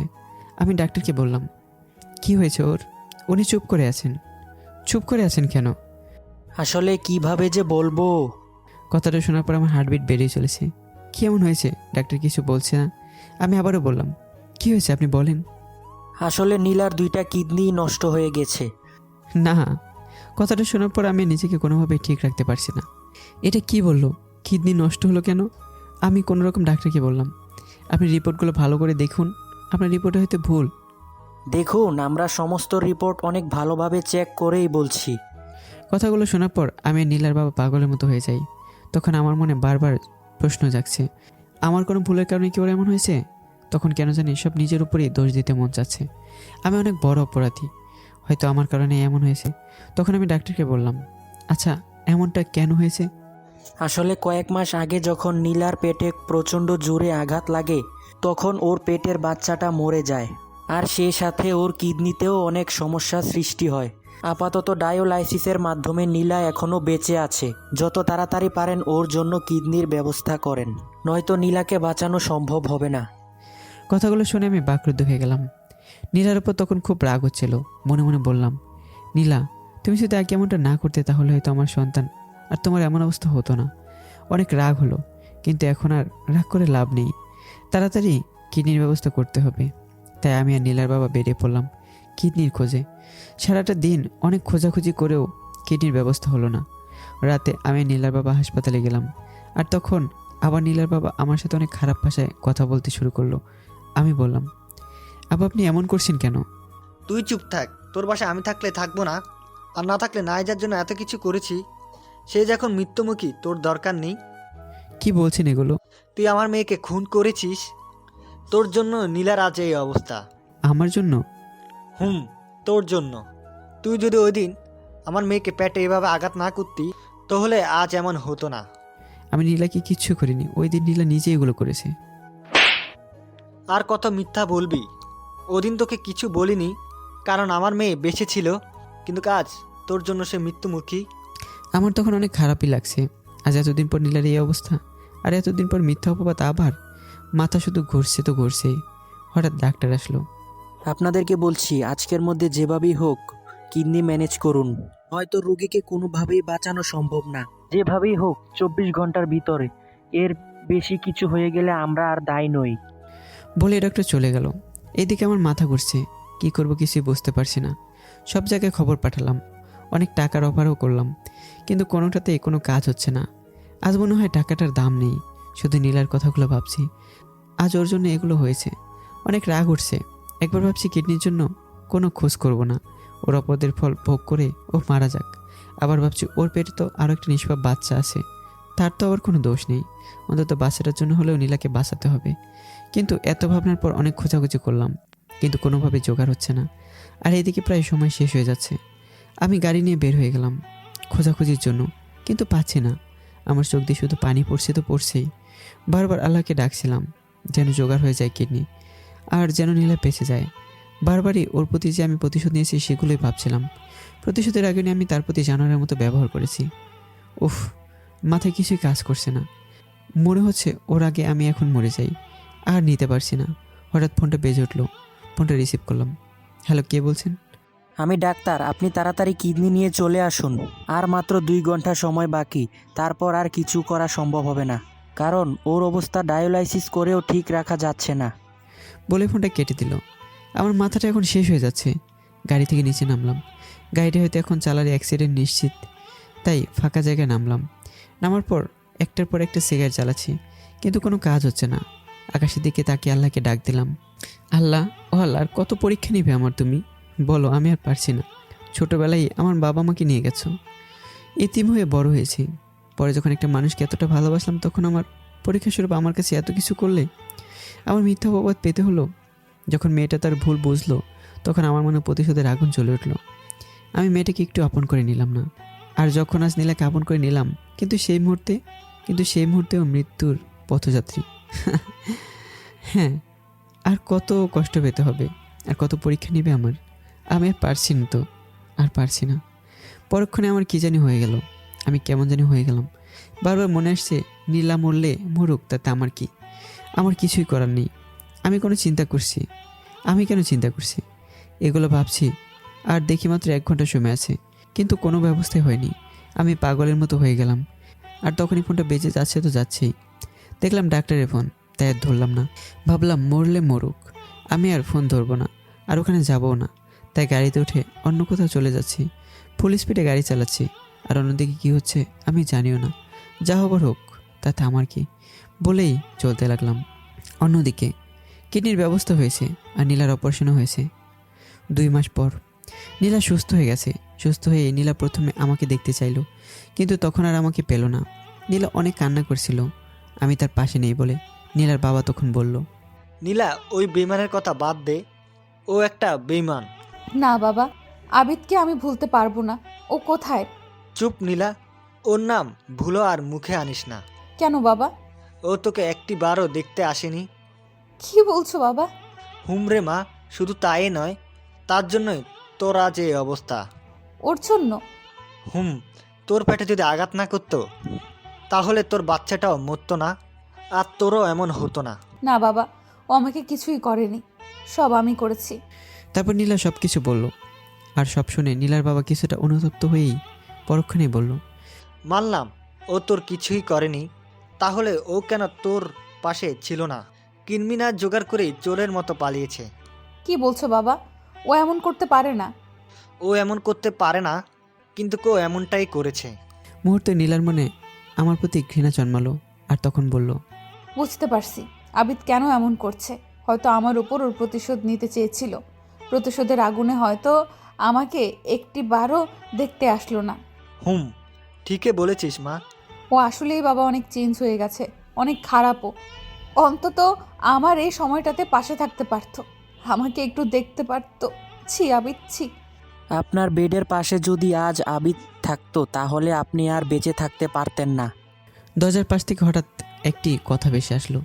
নীলা আর নীলার বাবা ভূত দেখার মতো অবাক হয়ে দরজার দিকে তাকিয়ে দেখলো ডাক্তার এই কথাটি বলেছে। তাই নীলা বলল, কি আবল তাবল বলছেন ডাক্তার?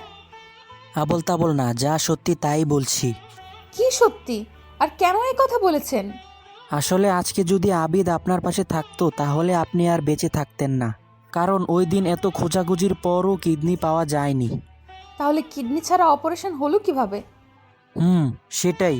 আর আমরা সেদিন খোঁজাখুঁজির পরও কিডনি না পেয়ে আমরা তো আশাই ছেড়ে দিয়েছিলাম, আপনাকে আর বাঁচাতে পারবো না। আর ঠিক সেই মুহূর্তে আপনারা যাকে বেইমান বলছেন, সেই বেইমান আবিদই আমার কাছে এসেছিল আর বলেছিল কোথাও কিডনি পায়নি, আর আপনাকে আর আপনার পেটের সন্তানকে ও কোনোভাবেই মরতে দিবে না, অন্তত ও বেঁচে থাকতে। আর তাই সেদিন সে আমার পায়ে ধরে কান্না করতে করতে বলেছিল, আমার পায়ে ধরে যেন তার জীবনের বিনিময় হলেও আপনাদের দুজনকে বাঁচাতে। আর অনেক কান্না করেছিল আমার পায়ে ধরে। আমার লাইফে আমি এমন একজন স্বামীকে দেখলাম, সে নিজের জীবনের বিনিময়ে সে নিজের স্ত্রীকে বাঁচাতে চেয়েছিল। হয়তো অন্য কেউ হলে আরেকজন সঙ্গী খুঁজে নিতেন, বাট আবিদ তা করেনি। আরেকটা কথা, আবিদ বেইমান না। সেদিন আপনার বাবাও তো ছিল, উনি তো কিডনি দিতে আগ্রহী ছিল না, ছিল এই বেইমান আবিদ। আর আবিদ কথাটা গোপন রাখতে বলেছিল, তাই আমি কাউকেই বলিনি, কিন্তু আজ না বললে পারলাম না। কথাগুলো শোনার পর নীলা পাগলের মতো কান্না করা শুরু করে দিল। নীলা এমনটা ভাবতে পারেনি। নীলা বুঝতে পারেনি হয়তো ভালোবাসার কাছে প্রতিশোধ হার মানে, আর সেটার প্রমাণই হলো আবিদ। অনেক কান্না করেছে নীলা, তার আবিদকে ফিরে পেতে চাইলো, কিন্তু আবিদকে আর পেল না। তাই নীলা পাগলের মতো ডাক্তারকে বলল, আবিদ কোথায়? আবিদ এখনো বেঁচে আছে, চিন্তা করবেন না।